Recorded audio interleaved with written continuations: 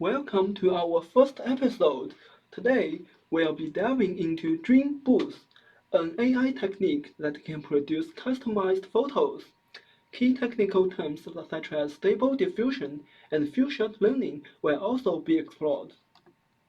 Last summer, Google Research published a paper on DreamBooth, but what exactly can DreamBooth do? For instance, let's say I want to create an image of my puppy on a trip to the Acropolis or getting a haircut. All I have to do is submit 3 to 5 images of my puppy and provide a descriptive text like at the Acropolis or getting a haircut. DreamBoost can take care of the rest as the resulting images demonstrate. The paper's title is Fine-tuning text-to-image diffusion models for subject-driven generation. So, how does DreamBoost work in practice? Let's take a closer look at the code. Hugging Face provides a train DreamBoost Python script. I highlight 4 key parts of the code here. First, we need to provide 3 to 5 images of our preferred subject and instance prompt to train our own DreamBooth. Stable Diffusion can produce about 100 images of the same class for us. Next, we'll look at the modules involved, which are the same as those in Stable Diffusion.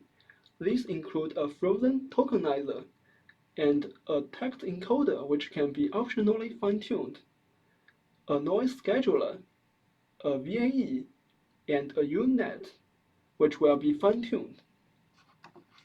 During fine-tuning, the VAE will encode the images into a smaller latent space and perform the forward diffusion process, adding noise to the latents based on the noise schedule and randomly sampled time steps.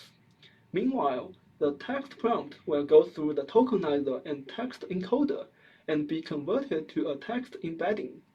Finally, the UNet will take in the noisy image embedding, text embedding, and time step and attempt to predict the noise residue.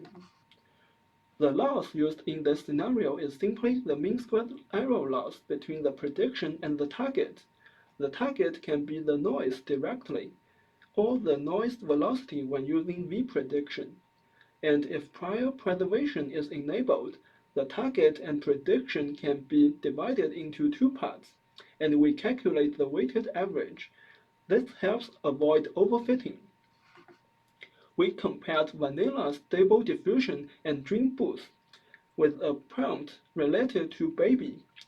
We can see that the vanilla model generates very different babies for each image. But the DreamBoost took it to a whole new level and created some truly one-of-a-kind results.